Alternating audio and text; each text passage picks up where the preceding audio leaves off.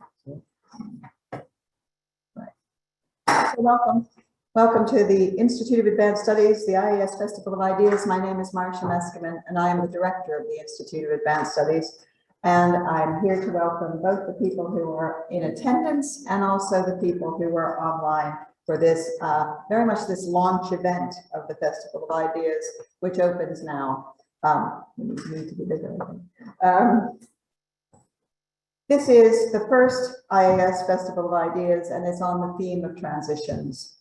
And we are welcoming everyone today, not only to the particular event that we're attending, and I'll be turning over to some colleagues who will be talking about that in a moment, but to a fortnight worth of events that are actually happening on the theme of transitions. Seminars, workshops, film screenings, performances, panels, Fruit Roots 10th anniversary, which is actually going to be a very joyous day.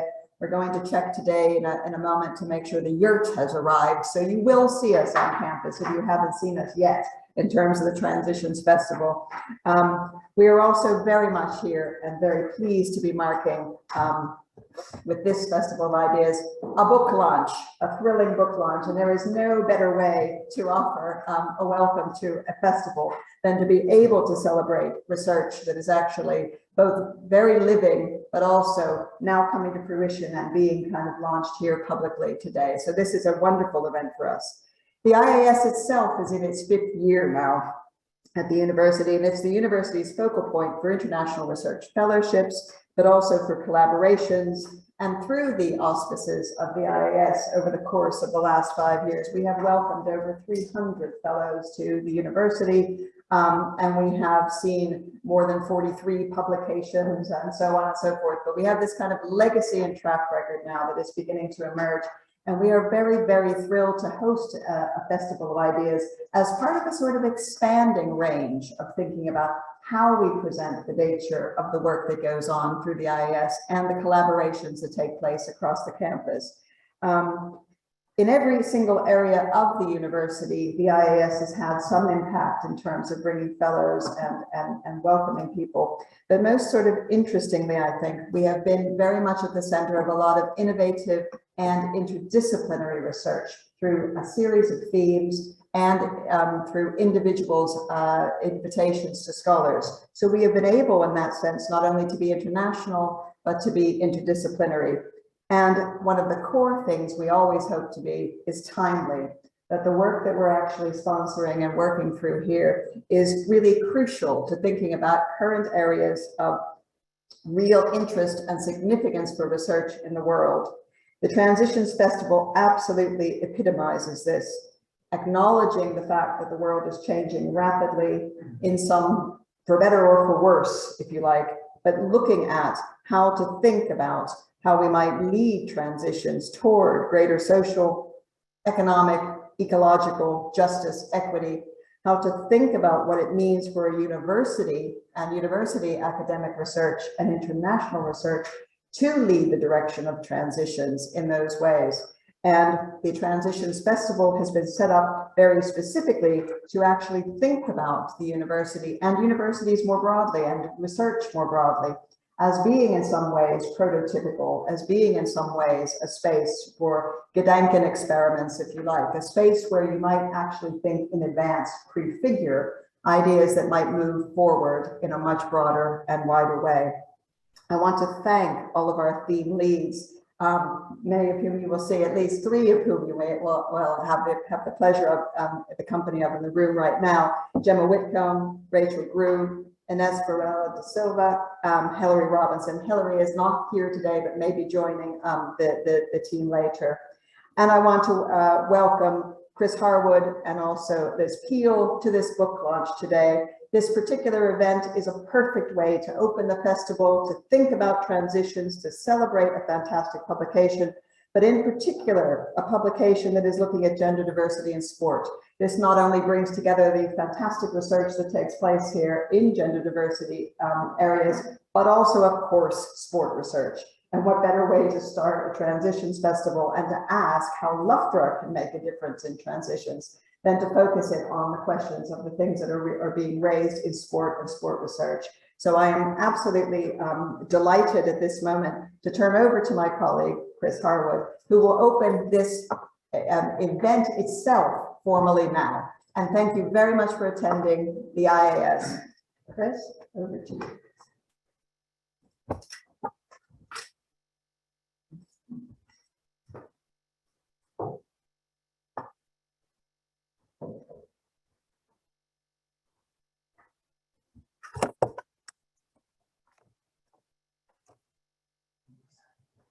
Great. Thanks a lot, Marsha. I'm really proud to open up this particular festival and also the book launch today.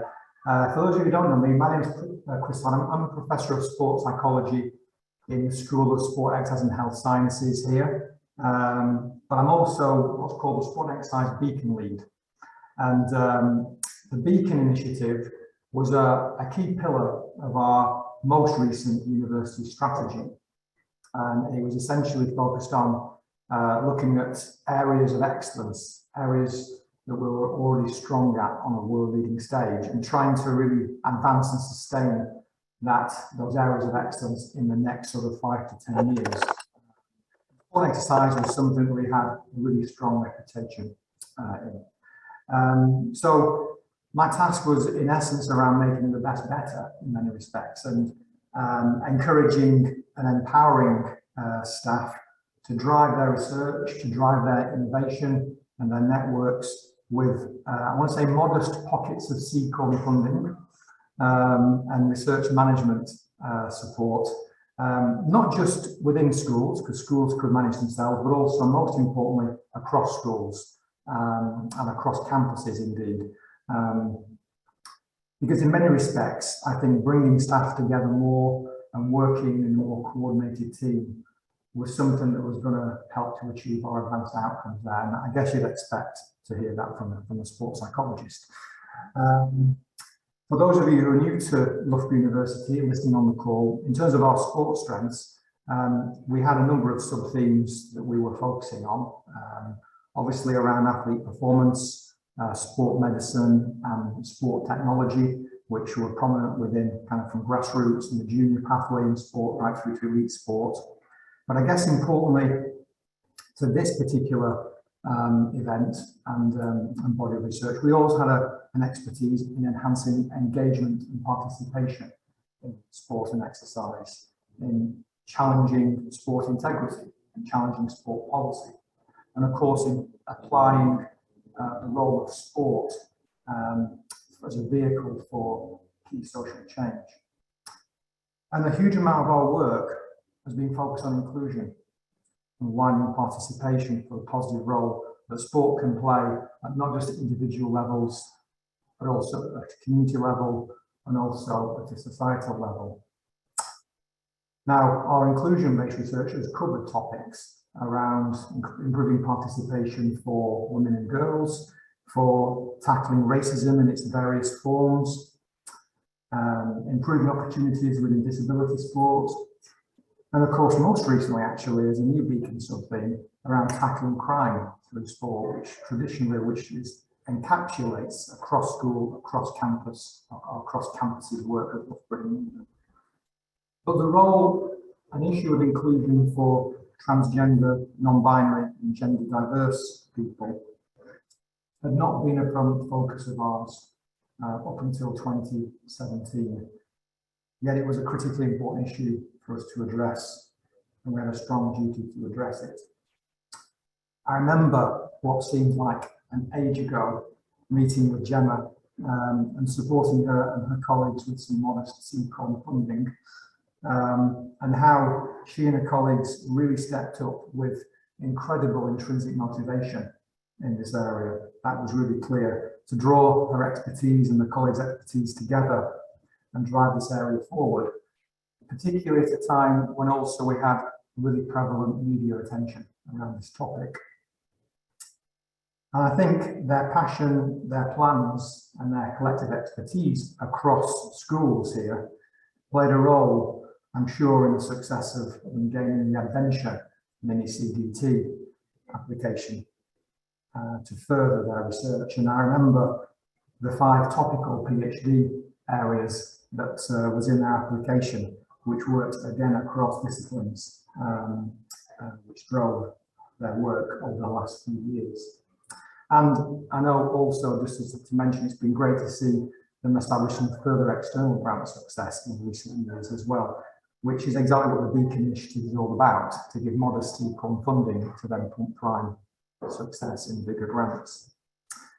I think we recognise wholeheartedly at Loughborough that the opportunity to engage in sport and physical activity is a right for all, not a privilege, and that gender diversity in sport is something that we will continue to commit to as a critical area of research here. So in closing and opening this festival and book launch, as the outgoing Sport and Exercise Beacon lead, I want to thank Gemma, Liz and all the collaborators in our university for establishing, and importantly for starting this area off and then establishing this area in our journey here at Loughborough. I'm really excited to see the book come to fruition, driven by their collaborations and their contributions, not only from staff and doctoral students here at Loughborough, but also other staff and colleagues in the UK, in the US and Australia. And it will no doubt be a very important text in helping those scholars and the students to both understand and to push for better inclusion of gender diverse individuals in sport. So well done, Gemma, Liz, and I'll hand over to Gemma.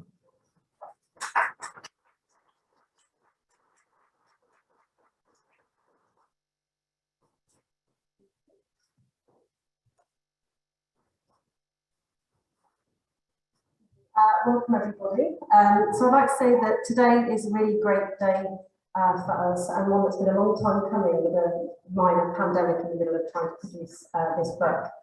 But as Chris says, today marks a culmination of a number of years of work, essentially for this book, beginning with the Sport and Gender mini-CDT that we founded in 2018. So the idea for the CDT really came from some work that I was doing in gender diversity and mental health at the Nottingham Centre for Transgender Health. And it was glaringly obvious from working with people there that people were suffering basically from not being included in sport, and that this is something that we needed to stop, something that we needed to address. Now, there's a lot of contentiousness, obviously, around the participation of trans and gender diverse people in sport. And a lot of this stems from the debate at the elite level. So looking at fairness, physiological markers of sports performance, and this kind of somewhat arduous notion of the level playing field. And all of that is exacerbated really by being set within these very strict and unwavering binary sporting system. And because of that, we've got vast numbers of people at recreational level, community level, in schools that are being excluded and missing out on participating in sports and enjoying sports. And given the benefit that sport has for, as I said, mental and physical health, but also personal development, social skill development, and the formation of identity, belonging, community, it really is a violation of human rights that not everybody can participate freely. And it's an example of gender discrimination that we need to tackle. But this landscape is difficult to navigate. We see this with these contentious narratives around the decisions and the rulings that are made at elite level. But at recreational level, really, surely we can be doing better. So while the prevalence of gender diverse people is increasing, and the recognition that there are diverse genders that need to be acknowledged, we'll see that this doesn't necessarily translate easily into more free and true inclusion. And actually real challenges, everyday challenges to deeply rooted beliefs around sex segregated sports and sex segregation and heteronormativity in general in society, they're still few and far between. So in the book, really, we hope that we've been able to offer readers an enlightenment that participation in sport and physical activity does not and should not be bound by rules related to birth, assigned sex, and that true inclusion involves more than just the tick box on a form. So this book presents readers with new research centering trans voices that sought to explore the many different everyday barriers that there are to people participating in sport. And it covers history, law, media, educational settings, the influence of voice, and analysis of real life experiences. And these distinct and interdisciplinary contributions sit together within this contemporary debate, and they highlight the various ways in which exclusion and inclusion can be enacted. Exclusion can be seen in the way that history and law, for example, focuses on reductive, biologically informed debates, which drive policy and which can be challenged. But also we have examples of inclusion with real-life, truly inclusive ways to deliver sporting events that are challenging the ways that society sees sport and gender. So through the research and the efforts of the scholars and the participants who generously participated in the research, we hope that we can get one step closer to the field finally really being levelled.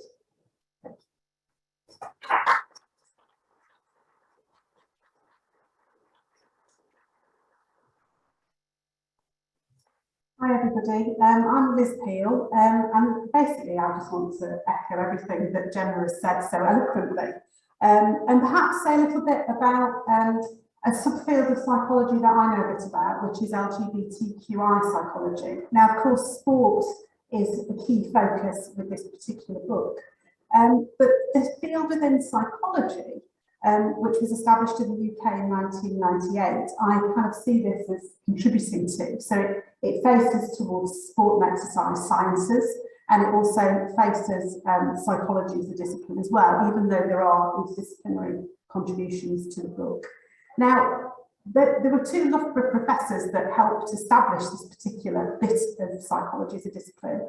They've now retired. They spend their time kind of walking up mountains in the Lake District, I think, largely. Celia Kitzinger and Sue Wilkinson. And this particular subfield of psychology, it's not the most well-known subfield, but nevertheless, it's a legitimate subfield of the discipline, has really flourished since its establishment in the late 1990s. And I was part of that. I was privileged to be part of that at the time as a PhD student at this very university. So, you know, it's really superb that we were able to kind of catalyse through the mini-CDT a new area of activity that speaks very much to the sport and exercise beacon, but also to the discipline. And whilst this subdiscipline has flourished, the debates that we engage in gender diversity and sport are very much live debates. This is not an esoteric exercise. These are lived experiences that people are grappling with right now. And they are experiences that are often highly contested. And there's often a lot of emotion when we talk and think about gender diversity within a sporting context, particularly. And as Gemma said, we need to move beyond tick box inclusion. So, I mean, I do a fair bit of running. I'm not very fast, but I do enjoy it. And very often now, when you sign up to events, you see male, female, non-binary. But beyond that, you know, if I was to tick the non-binary box, I don't think, you know, I wouldn't go on podium anyway, but there's no space within that kind of context for that recognition above a simple tick box exercise. So we need to do better than we are currently. It's not good enough. I'm really excited that we're here. It's brilliant to have people online. It's brilliant to have actual human beings embodied in an actual room. It's lovely. And for those of you who aren't here in person, you're missing out on what is really rather a nice sunny day. We're well ventilated and we've got a beautiful view out over the lovely International House Gardens, which is marvellous. And I'm going to hand back now to Gemma to tell you a little bit more about the lineup for this afternoon.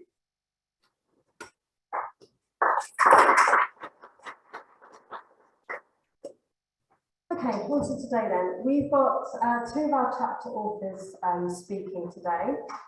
So we've got Dr. Simon Peale from Trent University, who's going to be focusing on policy and law. And then we have got Dr. Gabe Knockfile, so he's one of our former mini-CDT doctoral students who is now a research assistant at Leeds Beckett University, talking about cisgenderism in the media. Gabe's actually going to be joining us online because he's got COVID, unfortunately. Sadly, we're no longer hearing from Dr. Adam White, who's senior lecturer in sport and coaching sciences at Oxford Brookes, who, in addition to his really excellent work on concussion, also focuses on issues related to equality, diversity and inclusion in sport. He is also unfortunately ill. But we're looking at one of his colleagues, Dr. Rachel Bullingham from Gloucestershire University, who's stepping for him.